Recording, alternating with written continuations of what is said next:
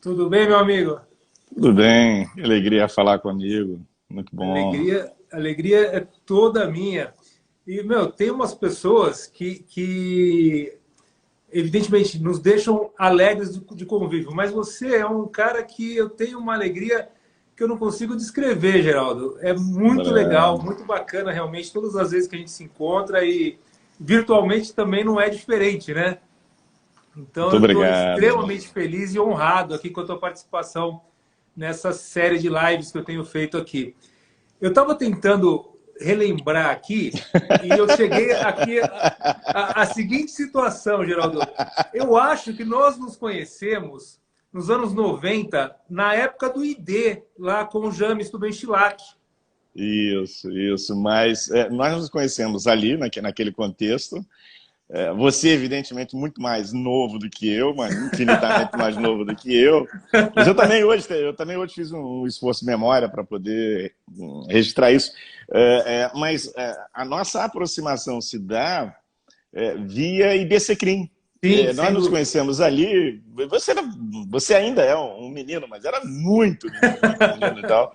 E lá no IBCCrim você logo teve responsabilidades ali, foi uma pessoa muito importante, e é uma pessoa muito importante, mas aquele momento de consolidação do Instituto Brasileiro de Ciências Criminais teve em você uma força que é possível dizer que contribuiu para o IBCCrim ser o que é hoje. E eu queria, se você me permitir, Claro, nesse início, prestar minha homenagem ao Ranulfo de Melo Freire, sem dúvida. que nos deixou recentemente e que também é responsável por esse Instituto de Excelência, um dos fundadores, uma das nossas maiores referências, não apenas intelectuais, não apenas como magistrado, mas como companheiro de luta, né? Companheiro de trincheira.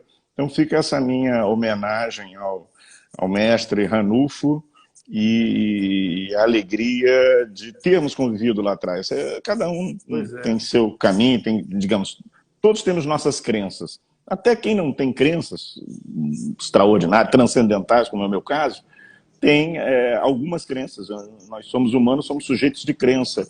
E a minha é de que nessa jornada que desenvolvemos juntos no planeta Terra, nessa jornada que nós construímos juntos no planeta Terra, o importante é essa afinidade, aquilo que a gente, as pessoas e as ações que a gente pode desenvolver em conjunto para a gente se sentir melhor. E Ranulfo, como Alberto Silva Franco, como tanta gente ali, né? Puxa vida, Sim, sim. falar, o Sérgio Salomão Checaira.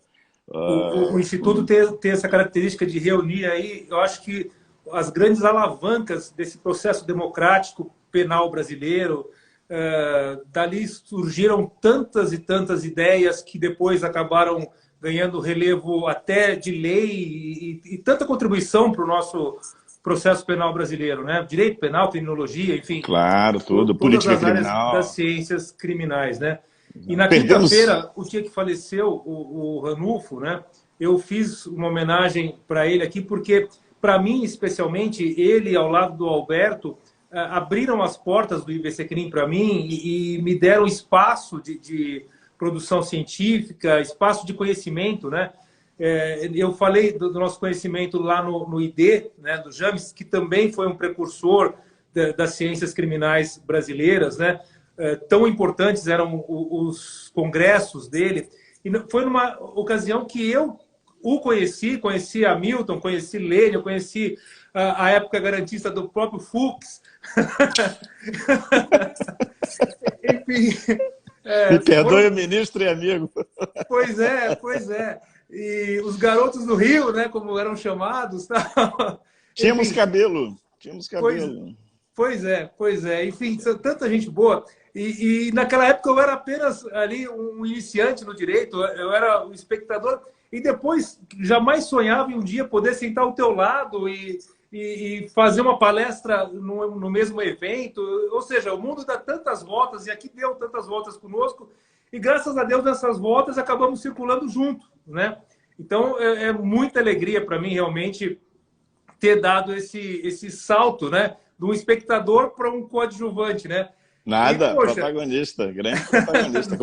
Como já foi referido aqui, né, entre as pessoas que estão nos assistindo aqui, fizeram uma justa homenagem a você como intelectual que você é, como pensador extraordinário, como advogado também, que é fantástico. É isso, mas tem... amigo. Perdemos, só para o último registro, o pessoal falar de coisas boas de agora em diante, foram Uhum. dois fundadores esse ano que nós perdemos, Luiz Flávio Gomes e Ranulfo. Sim, sem Ranulfo de dúvida, Melo sem Freire, dúvida. dois fundadores. Mas Dois seguindo para fundadores. frente, vamos honrá-los, né? Vamos honrá-los. Vamos lá, sequência. Bem, a ideia hoje é você, né, falar para a gente do sistema acusatório. E eu tenho algumas relíquias aqui no escritório, tá? Eu estou aqui, e aí eu comecei a cavocar algumas relíquias. E falando até do James, né, eu achei aqui o livro de doutrinas do ID, e nesse volume 7 já tinha lá um artigo teu falando a respeito do interrogatório como meio de defesa e não naquela ideia primitiva do meio de prova tal. Enfim, aqui parece surreal hoje, em 2020, nós tentarmos definir aqui um sistema acusatório a partir do pacote anticrime, né? E que tem a sua suspensão aí decorrente da liminar do Fux, né? Mas, enfim, o sistema acusatório, e aí você nos dá a letra, por favor, eu ouvia lá dizer, né, o juiz Geraldo Prado, na época, né, falar que, poxa, a Constituição já tinha assegurado esse nosso sistema acusatório, os limites constitucionais já nos delimitávamos dentro do que se chama do sistema acusatório. Como é que é isso, Geraldo? Já existia? Não existe? Passou a existir? Foi suspenso? O que é o sistema acusatório, Geraldo? Isso aí. Bem, então, começar talvez por uma questão metodológica, mas que, na minha opinião, é muito importante, porque é a causa da sua indagação e de tantos outros.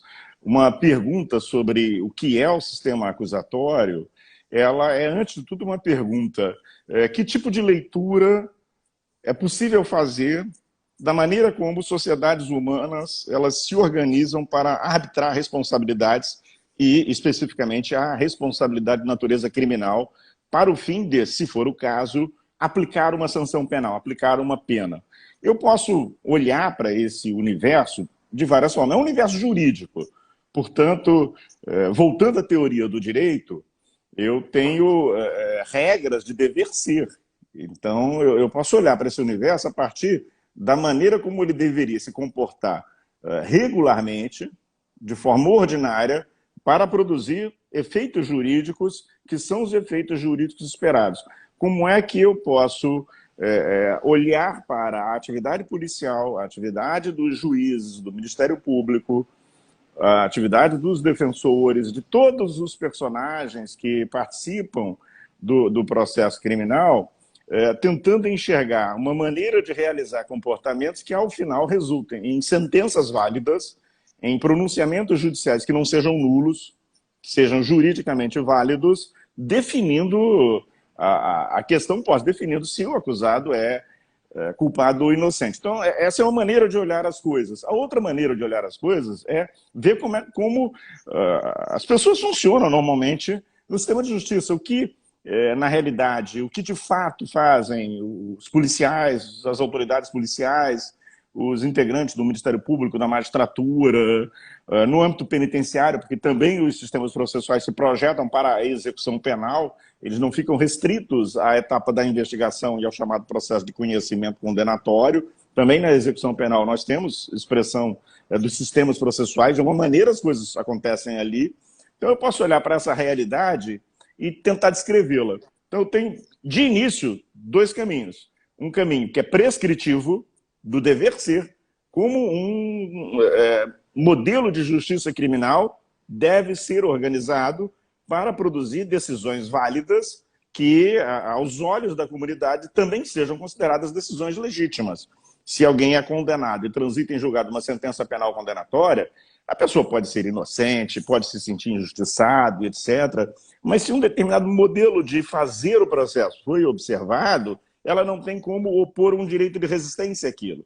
Ela pode resistir naturalmente ao cumprimento de uma sentença condenatória, mas ela não terá um direito supraestatal a respaldar essa sua posição. É legítima a condenação, vai ser efetivamente executada. Então eu tenho uma perspectiva de prescrição das coisas, do dever ser, como é que um sistema processual se organiza à luz de alguns critérios, que nós vamos mencionar daqui a pouquinho, e tem um outro olhar, que é o olhar da realidade fática. Como é que funciona na prática as coisas, que é a observação, o diagnóstico do sistema processual, como as coisas se dão, como elas são. Então, são duas formas muito diferentes de olhar para esse universo. Essas duas formas muito diferentes, Paulo, elas sofreram muito em termos teóricos, porque primeiro, há um jurista, um pensador, um historiador do direito chamado Mommsen, e ele foi muito influente, ele influenciou gerações de estudiosos, tanto no âmbito do direito de tradição continental europeia, que é o nosso, nós somos herdeiros, né, de um direito português, de um direito com influências italianas, alemãs, espanholas, como também no common law. E o Mommsen, ele fazia uma espécie de história do processo penal que fazia, né, quando fez, nos limites do conhecimento, do acesso às fontes que ele tinha, e era coisa muito ficcional, mas nós fomos muito influenciados por ele, e essa distinção sistema acusatório e sistema inquisitório, ela parte de uma, eu não diria de uma visão irreal, mas de uma interpretação talvez não necessariamente muito feliz, embasada em documentos, porque o historiador trabalha com fontes primárias, com fontes secundárias, ele muitas vezes não vai ter acesso a fontes primárias, os fatos aconteceram há 1000 anos, né? Vai trabalhar com fontes secundárias, com recursos literários, da pintura, da música, etc. É difícil a vida do historiador, mas no caso específico do Mommsen, tinha uma coisa muito ideal, como eles pensavam que era, como teria sido um sistema acusatório e um sistema inquisitório. Isso vai inspirar os nossos primeiros processualistas penais, fazendo uma homenagem a João Mendes Júnior, aí da Universidade de São Paulo, da USP, fazendo uma homenagem a Joaquim Canuto Mendes de Almeida, sobrinho de João Mendes, muita gente, o Hélio Tornag, aqui no Rio de Janeiro, Tourinho Filho, ali próximo a você. Muita gente vai se inspirar nessas obras mais clássicas a partir de uma visão, de uma imaginação do que tinha sido o passado. Então, no passado, supostamente, nós tivemos modelos de arbitramento de responsabilidade penal, modelos de organização da justiça criminal, vou simplificar as coisas. Nós temos modelos que poderiam se dividir entre um modelo em que dois adversários disputam a verdade, quem é culpado, quem é inocente, eles estão ali disputando a verdade, e essa disputa ela é mediada por um árbitro que não adere à posição de nenhum dos dois. Esse árbitro, ele ou vai, ele próprio, ditar o veredito, ou ele vai dizer quem é culpado, quem é inocente, ou ele, então, vai ser responsável pelo cumprimento de determinadas regras, pela observância de determinadas liturgias, e um corpo leigo de jurados vai lá e decide se o acusado é culpado ou inocente. Então essa seria uma visão um tanto idealizada, romântica, de sistemas acusatórios ou de sistemas adversariais que supostamente atravessaram a história do Ocidente desde a Grécia mais remota, desde os momentos mais remotos da Grécia até os dias atuais.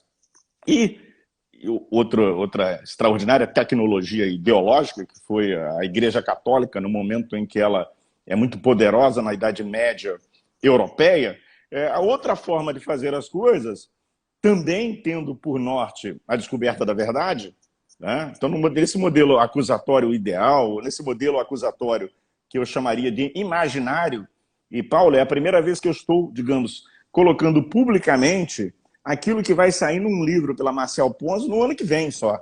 Tá? E que né, eu escolhi esse tema porque eu tinha esse propósito, tendo em vista tantas confusões que eu testemunho. Né?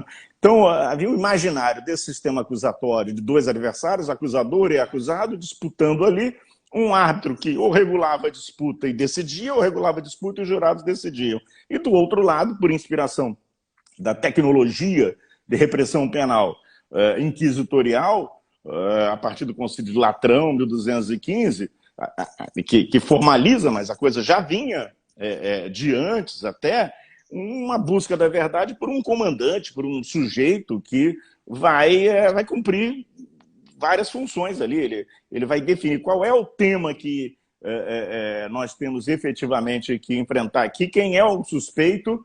Eu vou buscar essas provas para saber se ele é culpado ou inocente e, no final, eu vou decidir. Então, isso tudo vai aparecer, vai estar presente na ideologia dominante sobre sistemas processuais, a partir de escritos de historiadores do direito que foram geniais no seu tempo, mas que não recorreram, talvez, a uma metodologia de estudo da história que o século XX desenvolveu, aperfeiçoou e qualificou. Então, esse imaginário, ele toma conta, ele tem um problema também, porque o direito, ele é um fenômeno cultural, o direito é um fenômeno cultural, portanto, existe uma filosofia que atravessa o tempo todo o direito, existem filosofias que atravessam o tempo todo o direito, e como eu disse, tantas iniciativas, tanto a maneira de ver as coisas, como um sistema acusatório entre adversários, disputando se o acusado é culpado ou inocente, ou um sistema inquisitório com uma pessoa pesquisando para saber se o acusado é culpado ou inocente, tanto um como o outro tem em comum a busca da verdade. E a busca da verdade, o tema da verdade, é um tema também da filosofia. É um tema da filosofia clássica, é um tema das filosofias que começam a se desenvolver a partir do século XIV na Europa, é o tema da filosofia analítica no final do século XIX, de todo o século XX, é um tema importante, e um dos pensadores mais influentes na história mundial é Kant. É Kant. E Kant, ele tinha uma visão de sistema que era uma visão também idealizada de algo, de alguma coisa que era naturalmente plural, um organismo, um conjunto com vários elementos, mas que andava numa direção ou outra direção a partir do apontamento, da indicação que um princípio mais poderoso que os demais viesse a dar. Esse princípio seria um princípio nuclear do sistema e que diferenciaria os sistemas. Essa visão kantiana de sistemas, que é uma visão da filosofia, Paulo, é muito importante deixar isso claro, ela é uma visão da filosofia.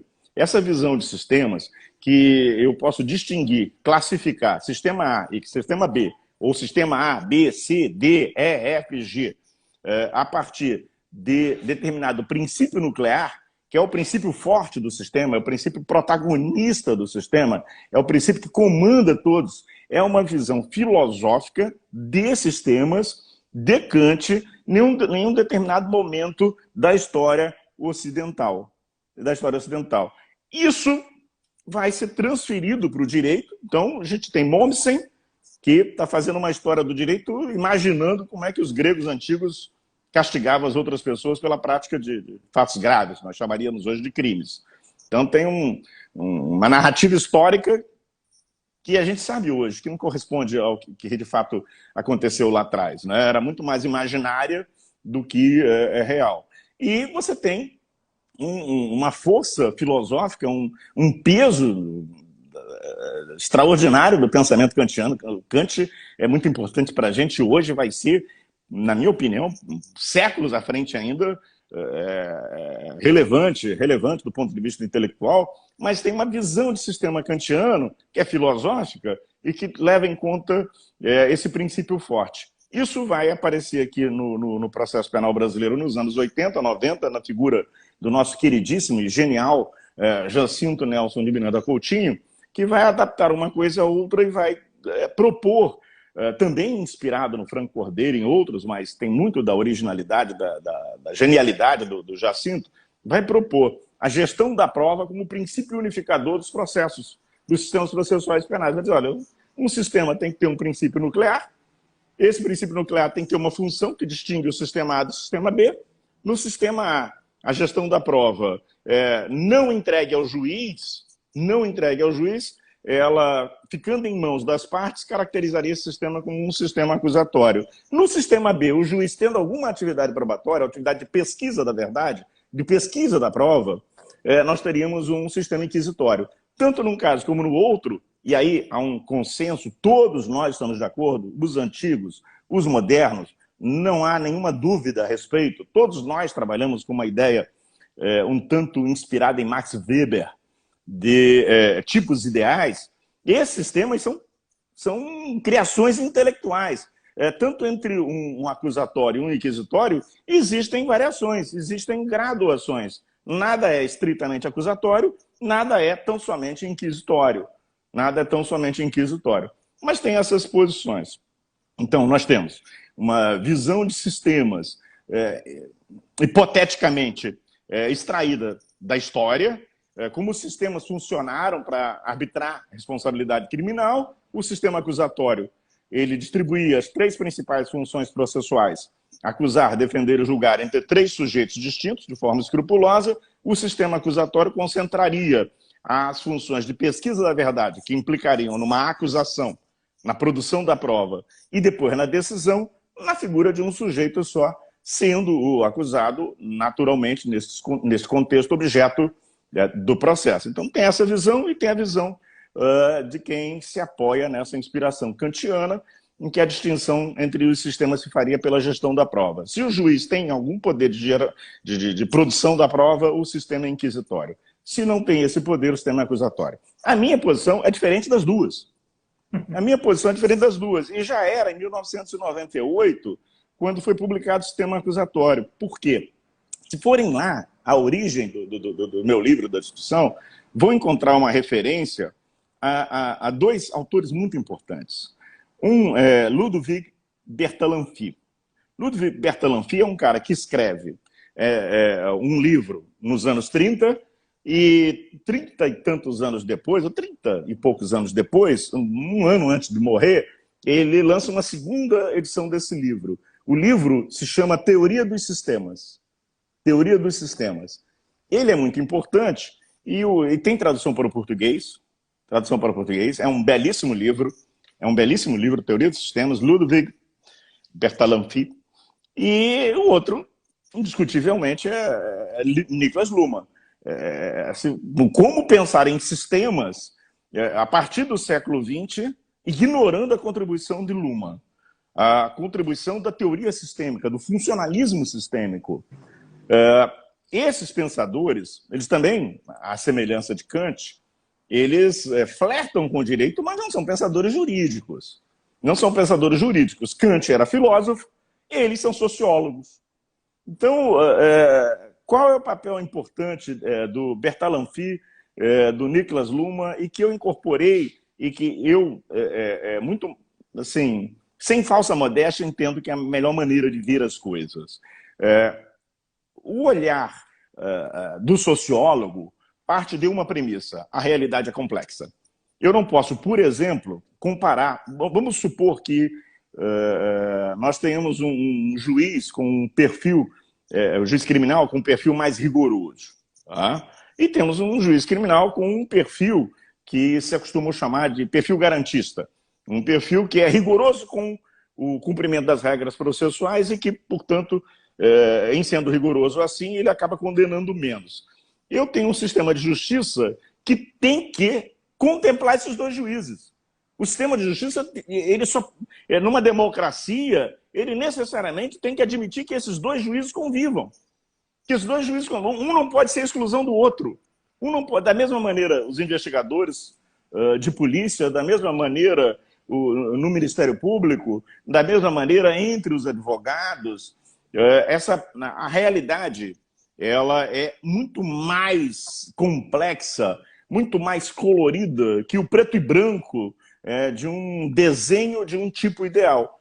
Então, os sociólogos, eles lidam com uma sociologia específica da economia, das relações sociais, do mundo jurídico. Então, uma sociologia que toca em aspectos da sociedade, em relações sociais, familiares, etc., aspectos jurídicos, aspectos econômicos, eles sabem que há perfis diferentes ali, que esses grupos, essas corporações, polícia, Ministério Público, magistratura, defensoria pública, advocacia, elas não são uma unidade.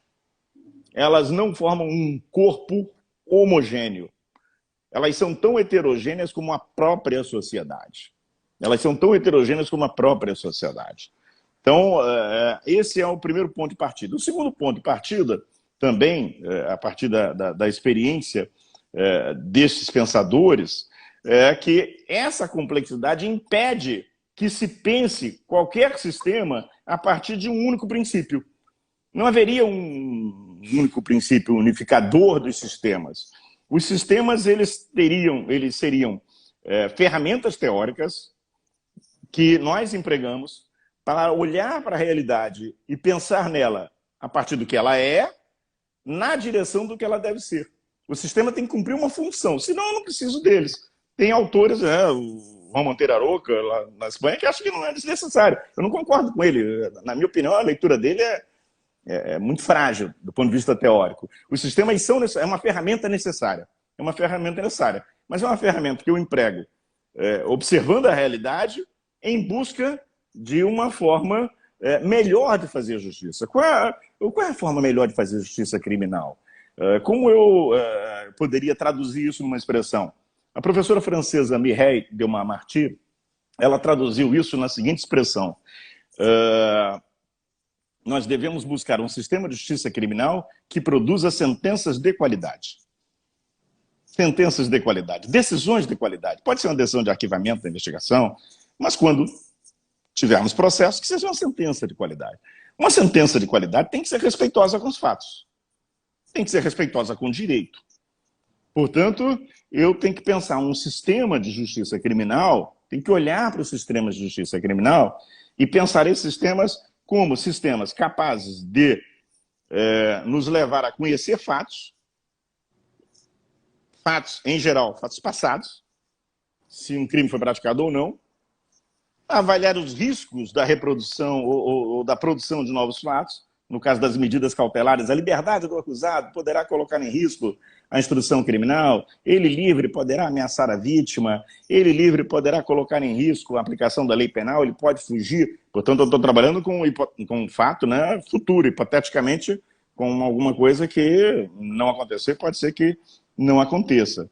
Um sistema de justiça criminal ideal, ele tem que ter essa capacidade de ser receptor desses fatos, tem que ser uma ferramenta que nos permita ter boas conclusões, chegar a boas conclusões sobre os fatos e também ter clareza a respeito do direito. Ter clareza a respeito do direito. Afinal de contas, a subtração de um bem... A gente está com essa discussão no Supremo, Paulo, eu fico impressionado, né? De um bem no valor de R$10. Caracteriza furto ou não caracteriza furto? O sistema tem que permitir, porque é um sistema jurídico, que essas questões jurídicas sejam bem trabalhadas também, que elas sejam bem trabalhadas. Então, os sistemas complexos, eles não seguiam por um único princípio. Eles se diferenciam pelas finalidades que cumprem. Para saber se um sistema é diferente do outro, se a maneira como o Brasil trabalha o processo penal é diferente da maneira como a Argentina trabalha o processo penal, é diferente da maneira como os Estados Unidos trabalham o processo penal, Portugal trabalha, eu vou observar o movimento que faz essa administração da justiça, como é que ela se desenvolve em busca de alguma coisa. Em busca de alguma coisa. Quais são as funções? A ideia do funcionalismo sistêmico que Zaffaroni adota no direito penal, que Zaffaroni, Nilo Batista vão também, na sua obra comum, conjunta, vão usar como uma ferramenta de trabalho. Essa ideia das funções, eu penso que ela é primordial. Que função cumpre um sistema de justiça criminal? Eu vou dar um exemplo na minha opinião, espero demonstrar como aquelas duas outras maneiras de ver as coisas, elas não dão conta da realidade.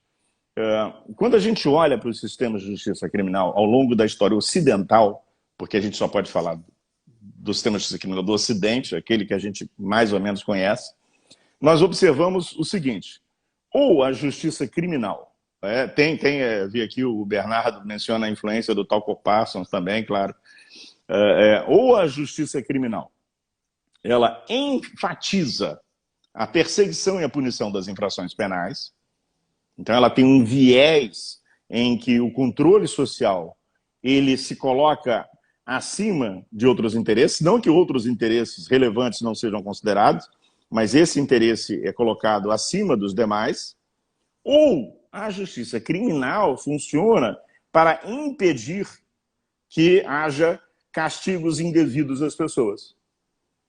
Haja castigos indevidos às pessoas, para que pessoas não sejam punidas quando não mereciam ser, correndo, obviamente, o risco de deixar de punir quem mereceria ser punido. Então, essas são tendências que nós observamos ao longo da história.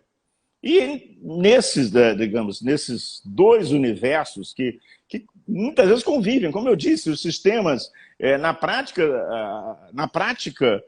nós temos uma comunhão de tudo isso aí. Nós não temos a coisa feita só de um jeito ou só de outro. O mesmo juiz, aquela pessoa física, vamos eleger um aqui, João. O João, juiz, ele pode, num determinado processo, ele priorizar as regras, as garantias do processo. Ele prioriza as garantias do processo, ainda que tenha que afastar uma prova obtida por meios ilícitos e, portanto, se afastar da verdade, porque, embora obtida por meios ilícitos, aquela prova pode nos informar sobre o que aconteceu, ele aceita a ignorância, ele aceita não conhecer, porque ele não considera que se deva admitir uma prova por meios ilícitos, e a sua sentença vai levar à absolvição de uma pessoa que materialmente é culpada, que realmente ele é culpada. Mas num outro processo ele tem um viés, ele tem uma resistência a crimes contra a liberdade sexual. Você já, como advogado experiente, você conhece muito bem isso, você já deve ter visto esse tipo de juiz. É um camarada que é rigorosíssimo com as garantias, mas se a acusação ela é determinado crime. Determinado crime, eu convivi com um magistrado considerado, não vou dizer o nome dele aqui, não cabe, considerado um dos grandes magistrados de defesa das garantias no país de todos os tempos, mas se o acusado era policial militar e o crime tinha a ver com o exercício da função policial militar, ele era muito mais tolerante com a violação das garantias do que em qualquer outra hipótese. Então nós temos um sujeito que ora ele tende numa direção, ora ele tende na outra direção.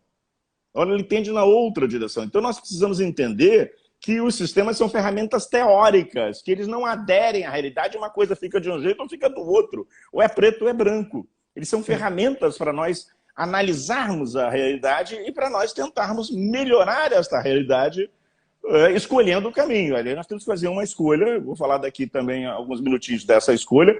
Quando eu falo, nós temos que fazer a escolha, a Constituição já fez. Exato. A Constituição já fez a escolha, né? A Constituição Democrática já fez. Mas essa escolha tem que ser feita e a função vai ser dada. Então, no processo penal, pelo olhar sistêmico, essas complexidades, ora elas colocam em primeiro plano a repressão penal, o controle social, ora colocam em primeiro plano a proteção das pessoas sujeitas à investigação e ao próprio processo penal, elas colocam em primeiro plano as garantias. E o que eu notei nisso, e nesse ponto eu creio que há uma convergência, uma coincidência de pensamento com um importante autor alemão chamado Bernd Schunemann. Quando eu começo a olhar para trás, eu sou obrigado a me adequar, a me adaptar às ferramentas da história. Então, eu deixo de fazer esse caminho que muitos processualistas penais brasileiros fizeram, que é uma história das legislações processuais penais, confundindo com a história da realidade do processo penal, e também vou estudar com os historiadores, os antropólogos, a história do processo penal, né? Então eu começo a mergulhar nesse universo, e o que eu noto, o que eu observo, é que não é tanto a figura do juiz o importante para distinguir uma coisa da outra.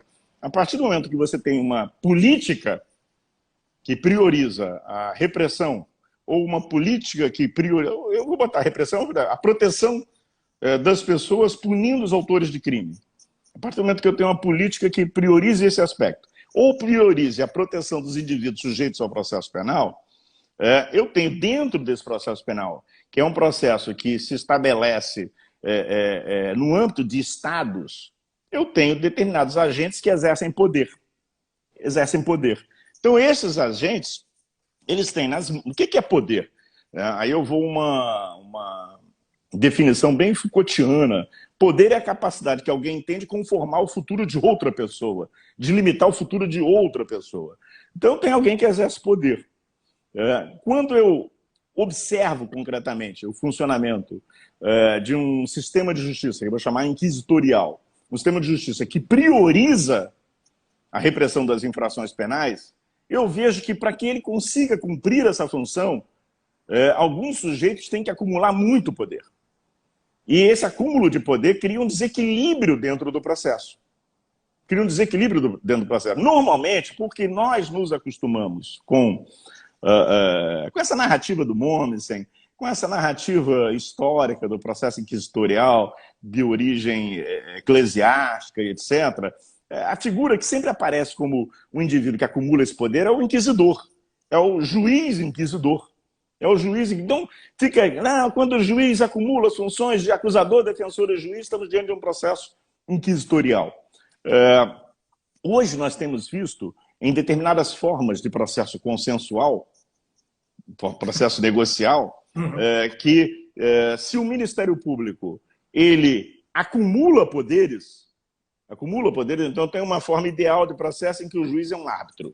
Ele realmente ele procura ser o sujeito que vai gerir ali a contenda, administrar os enfrentamentos ali, mas o Ministério Público, por força da tradição ou por força da tradição combinada com alterações legais, com influxos econômicos neoliberais, ele vai concentrar poderes a ponto de criar situações de prisão preventiva por opinião delicti, uma expressão que tem que reconhecer a paternidade, ela é daquele defensor público, aqui do meu amigo defensor público do Rio de Janeiro, Paulo Ramalho, né? Na época em que nós tínhamos a lei dos crimes hediondos, se a denúncia atribuísse ao indivíduo um crime hediondo, a prisão preventiva era automática. Então você tinha uma prisão preventiva por opinião delicti. Então, a concentração de poderes, ela vai caracterizar um sistema inquisitorial. Bernd Schunemann vai chamar atenção para isso e eu também. Eu chamo esse modelo de concentração quântica de poderes. Schunemann chama, eu também chamo.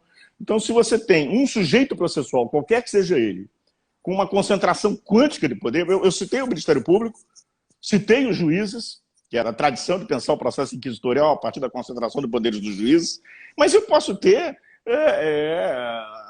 outras figuras que não sei... Eu tive na história outras figuras que concentraram muito poder e que não eram nem juízes nem do Ministério Público, que hipoteticamente representavam as partes lesadas.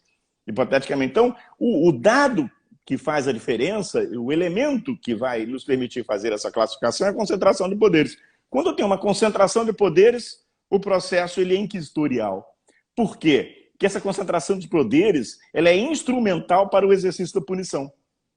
Ela é instrumental, ela vai servir a um objetivo muito, muito específico. Quando eu não tenho essa concentração de poderes, quando eu tenho essa distribuição de poderes, quando até o poder do juiz está sob fiscalização republicana e democrática, o juiz tem que fundamentar suas decisões, tem que fundamentar exaustivamente a decisão relativa à matéria de fato, tem que fundamentar a decisão relativa à matéria de direito, tem que garantir o poder de participação efetiva do Ministério Público e da defesa na formação do seu próprio convencimento. Não pode ser um juiz que iniba a atividade do Ministério Público, não pode ser um juiz que iniba a atividade da defesa. quando eu tenho essa situação de equilíbrio em que não há a concentração de poderes, em que não há uma concentração extraordinária de poderes, aí o que se verifica? Um modelo acusatorial ou um modelo adversarial, importa menos a etiqueta.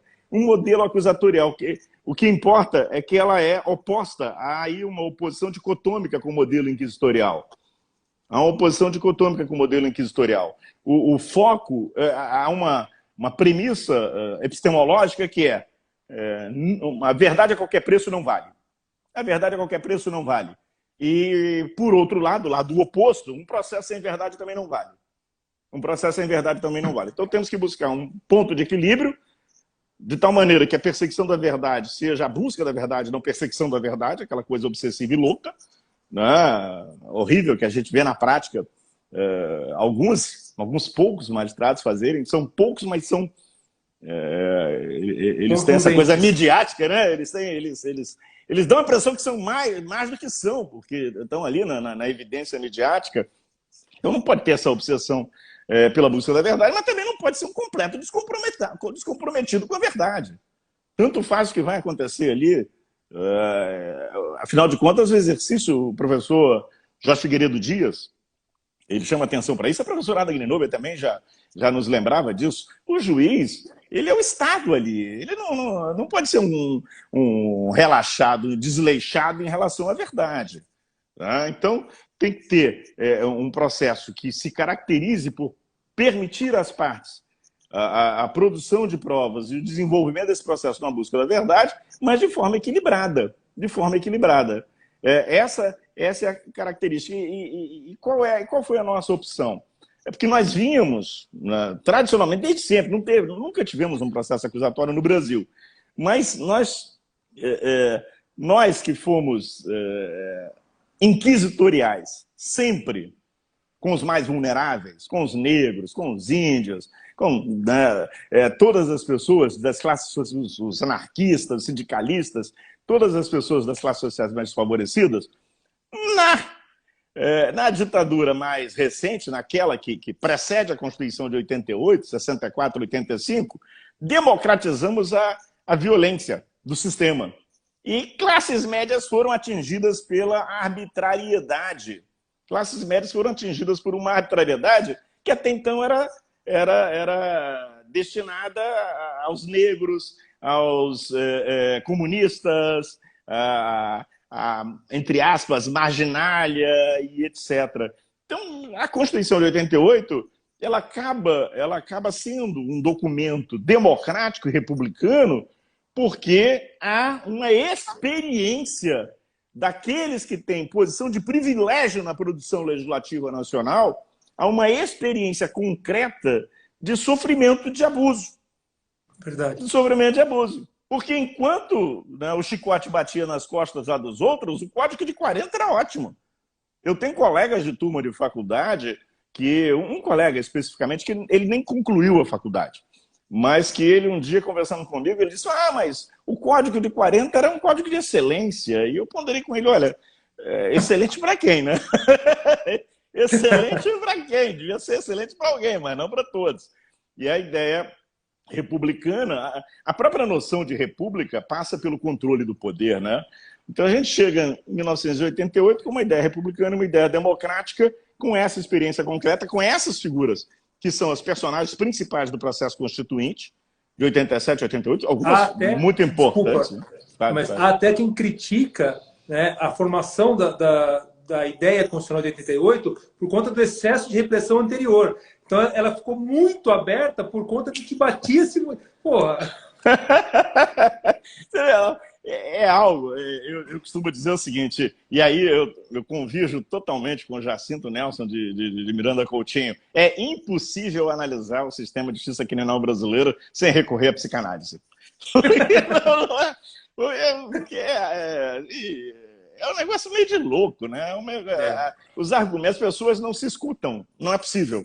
Não é possível. Mas eu vou usar agora uma expressão do Renato Janine Ribeiro, que eu creio que fecha essa ideia geral dos sistemas. O Renato, ele tem um livro eu não sei se é o Leitor Sem Medo, que é o último sobre Hobbes, ou sobre a República, alguma coisa assim, em que ele também, apelando um pouquinho à psicanálise, e eu destaco que eu não entendo absolutamente nada de psicanálise, não entendo nada, sou um zero no tema, mas ele diz o seguinte: a democracia, pensando em 87, 88 no Brasil e em outras tantas experiências de transição democrática, a democracia, ela alimenta uma fome de direitos, um desejo intenso de direitos. Mas o mundo concreto, ele não tem condições de atender a essa fome, a esse apetite de todas as pessoas. Então a República procura ser um superego, um mecanismo de intervenção que vai dizer o seguinte: olha, nem todos os desejos serão atendidos, mas nós não podemos mais manter critérios de atendimento a desejos em que só um setor da sociedade ele se torna capaz de usufruir esses direitos e os outros setores, na sua larga maioria, ficam de fora desse esquema. Então, a República é um controlador dos poderes e não é o controlador de quem não tem poder, né? A ideia da República de controlador do poder não está dirigida ali a um universo de gente vulnerável que não quiser ser o poder de fato. Então, o nosso momento constitucional de 87 a 88, ele vai se traduzir num sistema de processo penal que busca ser controlador dos poderes. Eu me lembro, hoje isso é pouco falado, Paulo, mas eu me lembro da reação intensa dos delegados de polícia logo no 5 de outubro de 88, data da nossa promulgação da Constituição, porque a partir daquele dia eles não poderiam mais entrar na casa alheia sem ordem judicial. Eles disseram que a criminalidade vai fazer uma festa.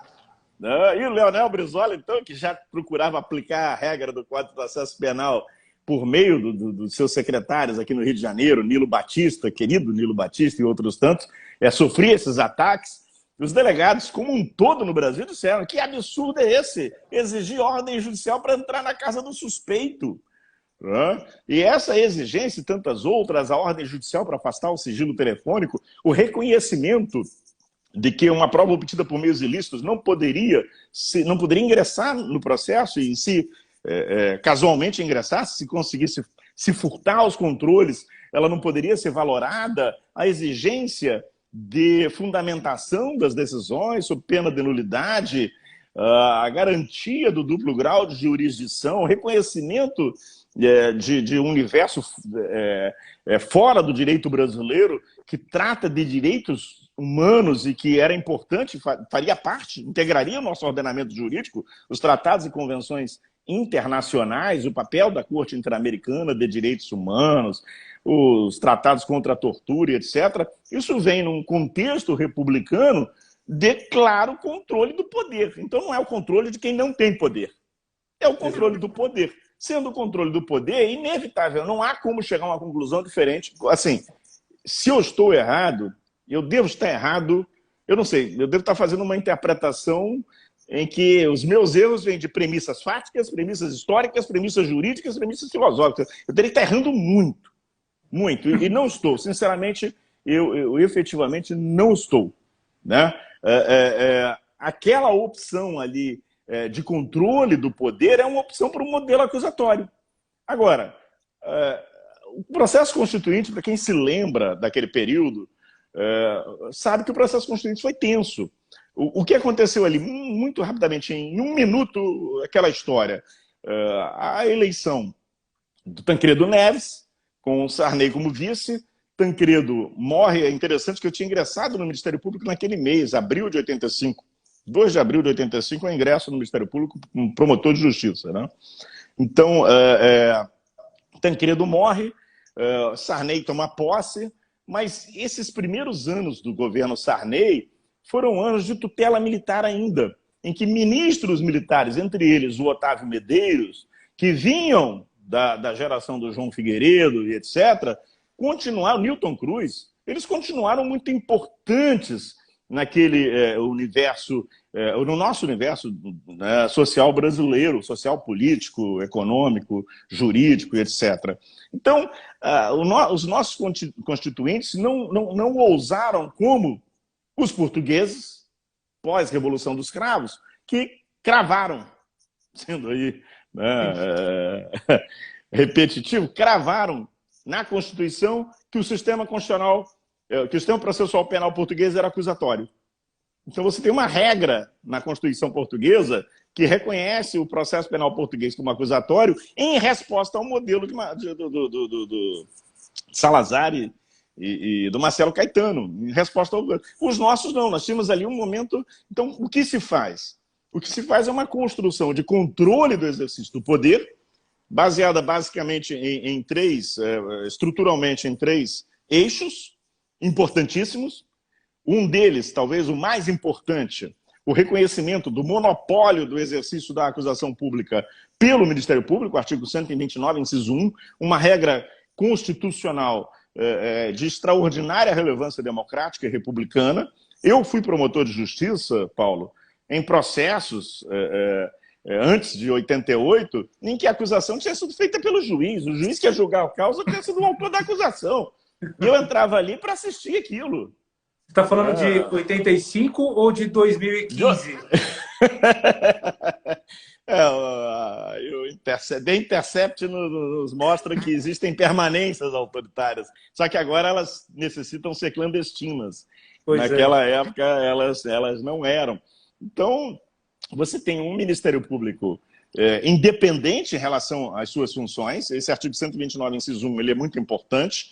Você tem uma interessante alteração no conceito do juiz natural, que é a que está no inciso 53 do artigo 5º da Constituição, e que não tem precedente na história constitucional brasileira. Durante muito tempo, a ideia do juiz natural era a ideia da proibição de juízes e tribunais de exceção. Então, a gente passa a exigir a competência como um requisito de validade, competência para processo de julgamento.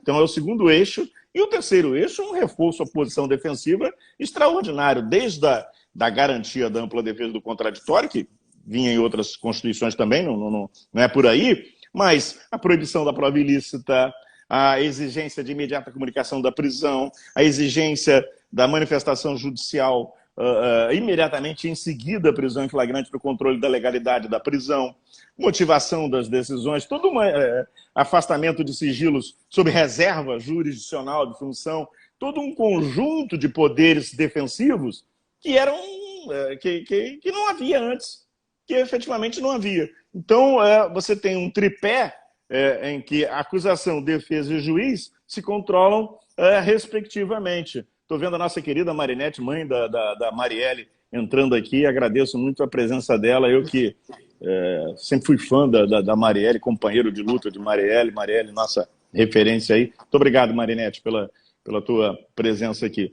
Tá? Entre tantas pessoas maravilhosas. Aliás, isso que eu ia falar, desembargadora Cátia Jambuta, minha querida amiga grande magistrada aqui do Rio de Janeiro, querida amiga de turma também aqui, e tanta gente, né, entrando aí, tanto André Nicolite e outros tantos. Geraldo, nós temos mais 6 minutos, infelizmente. Isso. E eu pedia que você se você topar, e eu já franqueio imediatamente, nós podemos encerrar a hora que der esse tempo e continuar.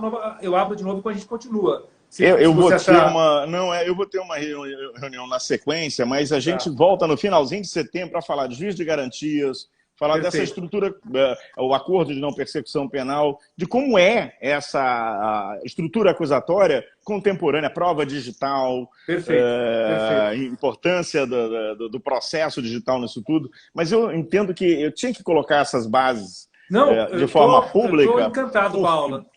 Porque senão a gente continua olhando, procurando o chifre em cabeça de cavalo. Perfeito. E ninguém vai chegar a lugar nenhum. Então, só para concluir esse ponto, a opção constitucional, embora não explícita como a portuguesa, ela foi pelo modelo acusatório. Só que, e aí a relevância de nós trabalharmos com a noção de sistemas que vêm da sociologia, você não tem nenhuma lei, em nenhum lugar do mundo, tem o poder de virar a chave e mudar a realidade de uma hora para outra. Não é assim, no 6 de outubro de 88, as coisas não mudaram completamente. Então, existe uma categoria na sociologia que nós estudamos, que é a categoria da mudança. Há um autor chamado Wolfgang Streeck. Wolfgang Streeck, tem 2 S para diferenciar do nosso querido Len Streeck, né? O Wolfgang Streeck, ele trabalha isso, outros autores importantes trabalham, e mudança, quando a gente pensa em mudança, mudança é sempre um fenômeno estrutural, é sempre um fenômeno que leva tempo. Leva tempo. Nós estamos há 32 anos do 5, né? Faremos agora, do 5 de outubro de 88, nós estamos há 32 anos. Então, as pessoas dizem, olha, como é que é esse negócio da presunção de inocência, o julgamento das ADCs, né? Se desde 88 que está lá e nunca ninguém disse nada. Mas é assim mesmo, meu jovem. É porque interpretar e entender a profundidade da presunção de inocência nesse contexto é fruto de uma transformação cultural. Aquelas cabeças que estavam o tempo todo formatadas para pensar o processo penal, privilegiando a perspectiva de controle social, tem um viés. Fazer aquele pensamento mudar completamente, mudar de rumo 180 graus, né? É algo que é quase impossível. Então, é a mudança geracional num contexto também em que tudo mudou, porque hoje nós estamos aqui nos comunicando em rede.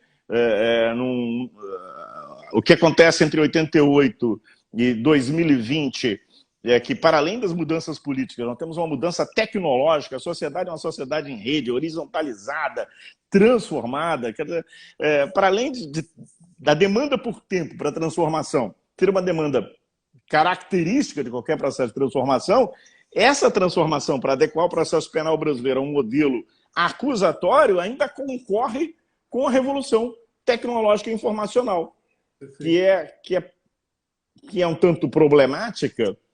Por quê? Por que essa revolução tecnológica e informacional ela tem uma tendência inquisitorial? Né? Tendencialmente ela é inquisitorial.